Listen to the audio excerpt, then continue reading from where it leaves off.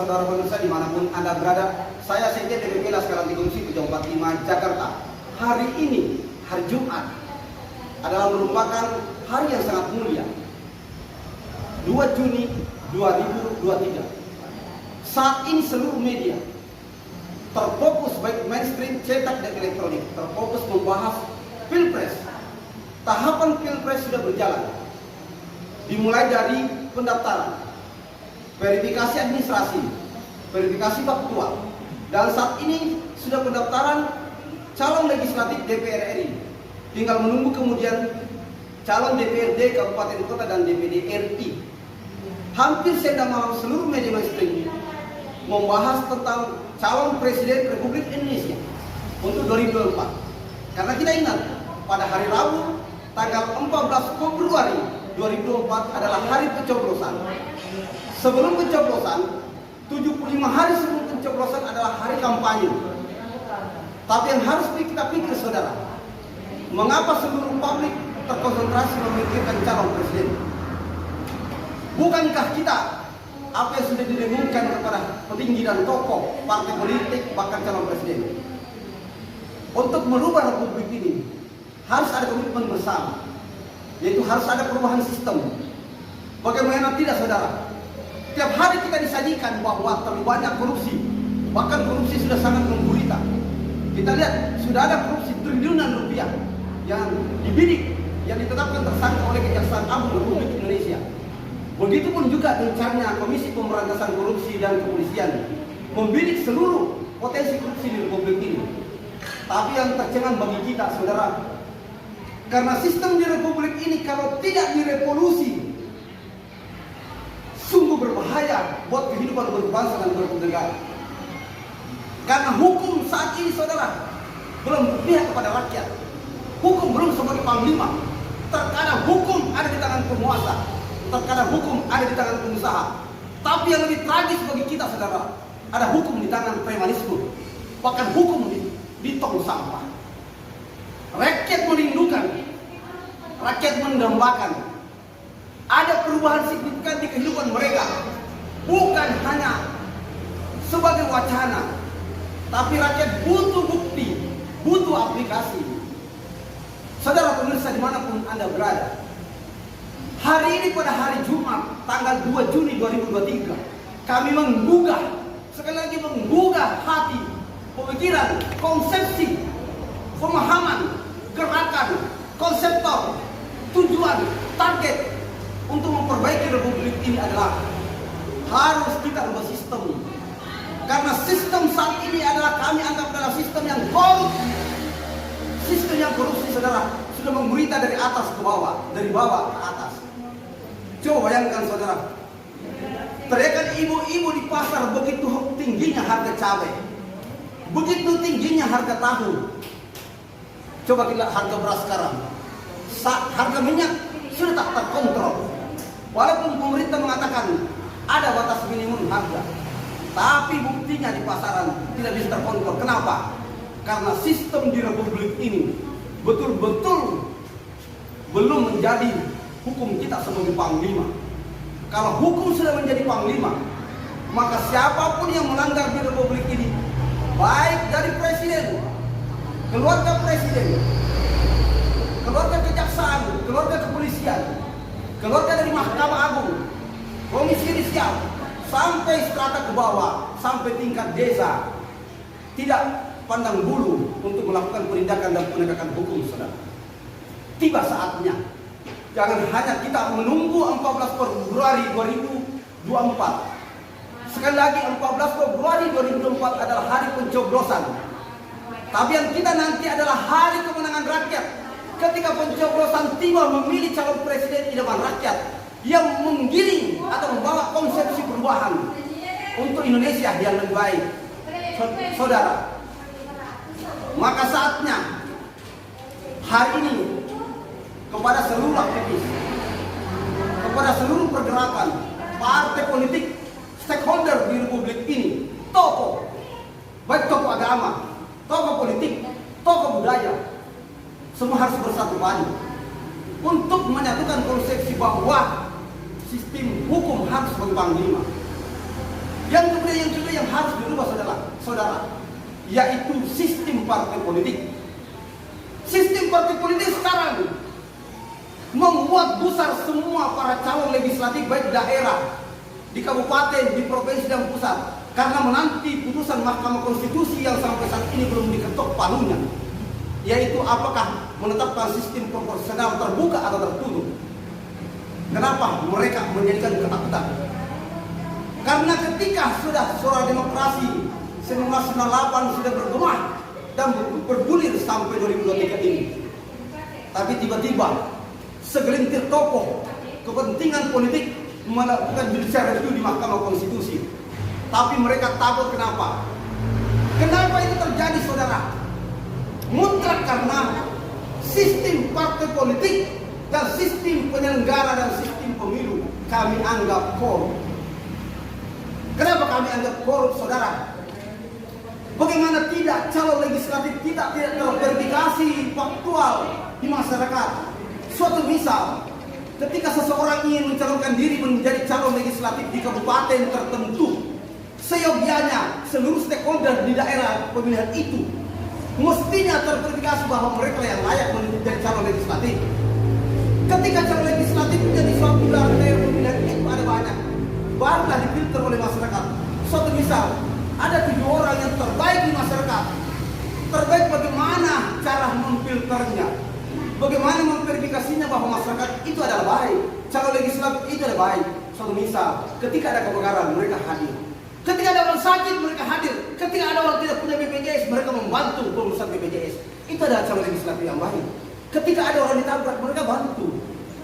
Tapi saat ini kita ada di republik kita ini, hilir mudik banyak. Ketika anggaran di desa begitu melimpah 1 miliar lebih per desa, banyak hilir mudik, ambulans bergentayangan di mana-mana.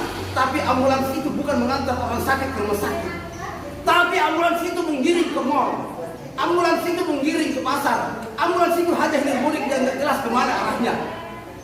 Padahal ambulans itu hanya 2, untuk orang sakit, untuk orang meninggal, bukan untuk orang yang sehat. Untuk orang sehat ada kendaraan umum dan kendaraan khusus, kendaraan pribadi lainnya, saudara. Kenapa? Karena sistem pemilu, baik pemilu kada, pilkades, pemilihan legislatif, pemilihan presiden, mereka tidak punya barometer. Kenapa? Karena sekali lagi sistem hukum bukan sebagai panglima. Sistem partai politik dan sistem penyelenggara pemilu tidak korup. Itu saja baru kami sebut sampel. Hanya baru tataran rekrutmen. Yang ketiga adalah sistem ekonomi kita neoliberalisme. Kapitalisme yang menguasai publik ini seluruh sendi-sendi kehidupan, baik batu bara, nikel, pasir, emas, timah. Rakyat, coba lihat bagaimana begitu banyaknya dari luar negeri masuk ke negeri kita menjadi tenaga kerja. Padahal tenaga kerja sektor real, tukang sapu, operator komputer, mekanik, bulldozer, yang banyak sanggup dilaksanakan oleh buruh tenaga kerja Indonesia. Tapi kenapa didatangkan dari negeri jiran sana? Mana kepedulian kita? Kalau atas nama investasi, silakan orang luar negeri investasi. Tapi yang boleh bekerja di republik ini adalah hanya orang yang punya konseptor, yang punya teknisi. Tapi kalau pekerja kasar, masa hanya sekedar operator harus datang dari negeri jauh, saudara? Padahal banyak dari 37 provinsi saat ini setelah Papua dimekarkan lagi 3 provinsi. 37 provinsi. Akankah kekurangan tenaga kerja dari Indonesia? Tidak, saudara. Saat ini pengangguran begitu banyak. Bahkan universitas mencetak pengangguran setiap tahun ketika mereka wisuda kelulusan. Kemana mereka? Apakah pernah terkoneksi oleh universitas ketika mereka lulus di universitas mereka langsung bekerja? Tidak, kan? Begitu juga lulus perguruan tinggi, master, apalagi sampai tingkat doktoral. Masih banyak, saya lihat ada doktor yang nganggur, saudara. Saudara pemirsa dimanapun Anda berada, semua ini karena sistem yang salah. Sekarang selalu berbicara pilpres, pilpres, pilpres. Tapi bagaimana untuk kepentingan rakyat? Yang keempat, saudara, setelah sistem hukum sebagai panglima, sistem partai politik tidak korup, sistem ekonomi betul-betul berdaulat, kita ingin harga pupuk terjangkau seperti zaman Haji Muhammad Soeharto, saudara. Bagaimana zaman Orde Baru yang dulu dikecam oleh para aktivis mahasiswa dan pergerakan, tapi sekarang pasti mereka sadar bahwa ternyata zaman Soeharto pupuk lebih murah dan lebih terjangkau, saudara. Sekarang coba lihat, tanya para petani kita, akankah pupuk sekarang mudah didapatkan? Sulit, saudara. Apalagi membeli pupuk tidak ada yang terjual dan tidak ada yang di tempat toko-toko penjualan pupuk. Mereka dibatasi. Yang konon informasi seluruh saya wawancara dari stakeholder para petani dan kelompok tani, atau disebut dengan kelompok tani, gabungan kelompok tani, menyebut bahwa 1 hektar butuh pupuk 6 sak, tapi yang diberikan hanya 2 sak. Coba bayangkan kalau manusia makan 3 kali sehari, hanya dikasih makan sehari. Berbeda ketika Ramadan bulan puasa dan sekali setahun itu, saudara. Karena itu Allah yang sudah mengukur kemampuan hambanya. Saudara pemirsa, dimanapun Anda berada. Jadi kedaulatan pangan bukan swasembada pangan. Omong kosong, saudara. Swasembada pangan ketika pupuk tidak ada terjangkau dan harga murah, ketika bibit tidak murah, ketika lumbung padi yang menguasai nanti ketika panen adalah para tengkulak. Jangan heran, saudara, kalau Anda mengaku bahwa swasembada pangan tidak mungkin terrealisasi. Kalau mulai dari tingkat dasar, yaitu mulai dari bibitnya, pupuknya, kemudian airnya, bendungan. Sekarang mana bendungan kita? Di mana bendungan kita? Ada di buat bendungan, tapi mengalir kemana ke sawah itu? Yang kita ingin bukti bendungan itu mampu mengirim jutaan hektar. Setelah bendungan ada, baru pemerintah menciptakan regulasi bahwa yang sebelum menanam sampai pasca panen, bahwa harga gabah itu sudah ditentukan oleh pemerintah, bukan tengkulak yang menguasai harga gabah. Akhirnya banyak tengkulak bergentayangan di mana-mana, bekerja sama dengan operator-operator pemerintah, dalam hal ini oknum, saudara, untuk menguasai sumber dan lumbung kepada kita ketika mereka sudah panen. Saudara pemirsa, sistem hukum sebagai panglima, sistem ekonomi yang dikuasai oleh rakyat, rakyat berdaulat, negara yang berdaulat, kemudian sistem partai politik tidak korup, kemudian sistem budaya kita, saudara. Jangan kita bangga dengan budaya luar negeri ke barat-baratan, saudara. Padahal Rasulullah Muhammad SAW sudah memberi bagaimana kita berbudaya, sebagaimana tertuang di dalam Quran dan hadis. Kita sudah ada patokan, saudara pemirsa. Saatnya untuk merubah republik ini. Kita pilih pemimpin yang punya konsep perubahan, gagasan perubahan, gagasan perbaikan. 3 calon sekarang yang bergema. Ada Ganjar Pranowo, ada Prabowo Subianto, ada Anies Rashid Baswedan. Tapi rakyat sekarang ke depan semakin cerdas, bukan karena cerdas karena diberi jilbab, bukan cerdas karena diberi gula atau uang, bukan cerdas karena diberi sepatu dan uang, saudara. Tapi bukan cerdas karena diberi gula dan terigu. Tapi cerdas memilih bukan karena pemberian, cerdas memilih karena gagasan konsep untuk perubahan. Suatu contoh, kita bangga kepada pemerintah Provinsi DKI. Bagaimana terconnecting dari ojek, bus, dari angkot mikrolet, terconnecting dengan busway, terconnecting dengan kereta api, terconnecting dengan pesawat. Hanya satu harga, sekali bayar, mau keluar berapa pintu tetap sekali bayar. Itulah konsep gagasan pemerintah. Itu yang kita idamkan. Solusinya adalah hukum mati koruptor. Kalau ada korupsi di republik ini yang sudah 1 miliar ke atas, pemerintah jangan ragu terapkan hukuman mati terhadap koruptor, saudara. Dan harus ada sanksinya. Miskinkan, rebut hartanya supaya anak cucunya tahu bahwa bapaknya melakukan tindakan bodoh, merampas uang negara, bukan untuk kepentingan kesejahteraan rakyat. Jadi setelah hukum mati koruptor, miskinkan koruptor, solusi berikutnya adalah pembatasan transaksi tunai. Kalau sekarang ada yang dimaksud rancangan undang-undang untuk pembatasan aset pejabat negara, tapi sama saja ketika pembatasan transaksi tunai tidak dibatasi sudah di perbankan, maka berbahaya. Kenapa bahayanya? Kalau ada konglomerat dari luar negeri sana mencari kepala desa, mencari calon bupati, calon gubernur, calon presiden, lalu dibiayai, kemudian dibagikan uang kepada rakyat, rakyat mengambil uang itu lalu mencoblos sesuai keinginannya, maka hancurlah sumber daya alam republik ini, saudara. Sekali lagi solusinya adalah hukum mati koruptor, miskinkan koruptor, pembatasan transaksi tunai di perbankan. Solusi berikutnya adalah wajib anak bangsa pendidikannya bukan wajib sampai di SMA, tapi wajib sampai perguruan tinggi. Wajib artinya mulai dari sepatu, celana, rok, baju, buku, seluruh fasilitas ditanggung oleh negara sampai perguruan tinggi. Itu namanya wajib. Jangan wajib setelahnya tapi rakyat tetap dipurut. Saudara, itu adalah konsep gagasan.